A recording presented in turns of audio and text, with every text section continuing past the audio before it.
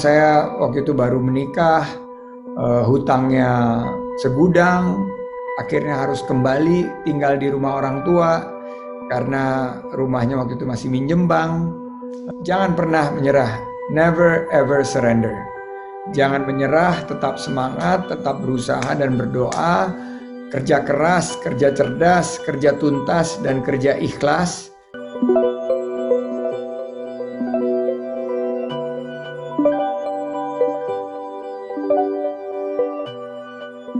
Ini kan masa pandemi, banyak anak muda yang lagi ngalamin midlife crisis, dan juga banyak pengusaha-pengusaha muda yang lagi terpuruk juga nih Bang Sandi.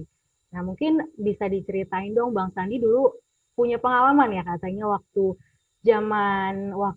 Krismon ya, itu katanya sampai mulai dari nol lagi dan sampai jual perhiasan istri ya Bang Sandi.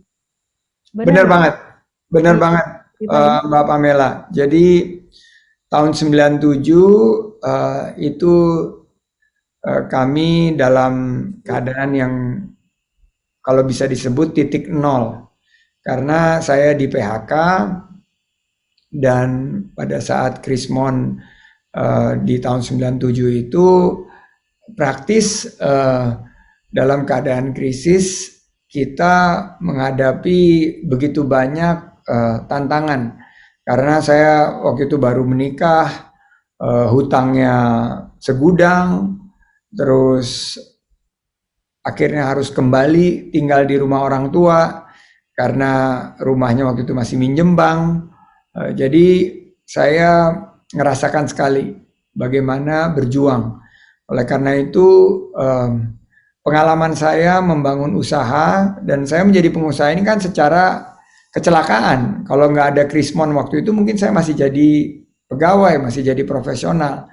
Tapi saya terpaksa membangun usaha di bidang konsultan keuangan, dan usaha yang saya bangun dari 3 orang karyawan melalui proses jatuh bangun, nyaris bangkrut lagi.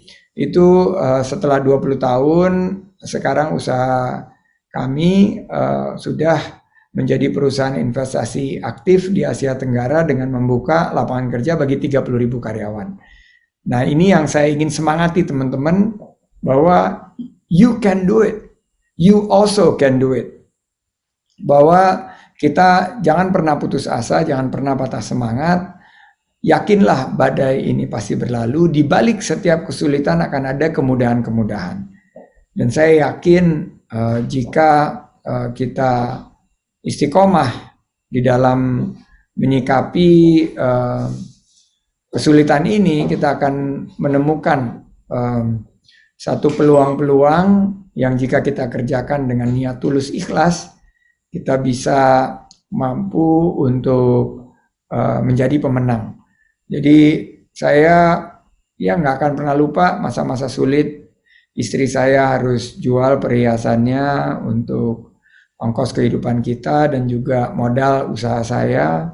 Dan saya juga nggak pernah lupa bagaimana kasih ibu yang membukakan pintunya untuk saya kembali lagi karena saya tidak memiliki tempat tinggal waktu itu, dan memberikan nasihat dalam membangun usaha. Nah sekarang ini kira-kira kasusnya atau situasinya mirip-mirip. Tapi yang di 97 nggak kita hadapi adalah krisis kesehatan. Sekarang kita menghadapi krisis kesehatan. Jadi mau tidak mau yang harus kita utamakan, yang harus kita selamatkan adalah kesehatan kita. Dan setelah itu tentunya bersama-sama kita harus bergandengan tangan mencari peluang untuk bisa bertahan dan memulihkan sisi dari ekonomi dan melanjutkan agenda pembangunan kita. Baik, jadi harus percaya sama diri sendiri ya Bang Sandi kalau kita bisa, dan terus jangan sampai menyerah ya Bang Sandi. Jangan pernah menyerah, never ever surrender. Jangan menyerah, tetap semangat, tetap berusaha dan berdoa, kerja keras, kerja cerdas, kerja tuntas, dan kerja ikhlas.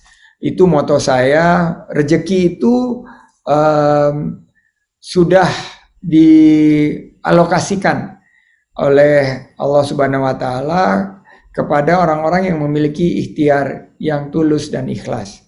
Jadi kita harus bekerja, tadi yang saya sampaikan, kerja keras, kerja cerdas, tuntas, kerja tuntas, dan kita kerja ikhlas. Saya yakin rezeki akan menghampiri kita semua. Bang Sandi, tapi sebelumnya saya mau ngucapin selamat nih Bang Sandi. Selamat apa nih? Ada survei, mungkin Bang Sandi udah lihat apa belum ya, kalau ada survei, Bang Sandi ini merupakan menteri dari 6 yang baru di-shuffle, yang masyarakat merasa paling puas dengan kinerjanya Bang Menteri nih. Selamat Bang Sandi ya. Waduh, ini mungkin lebih cocok ke teman-teman di kementerian ya. Saya baru gabung, belum, baru kelar 3 bulan, kerjanya masih sangat awal.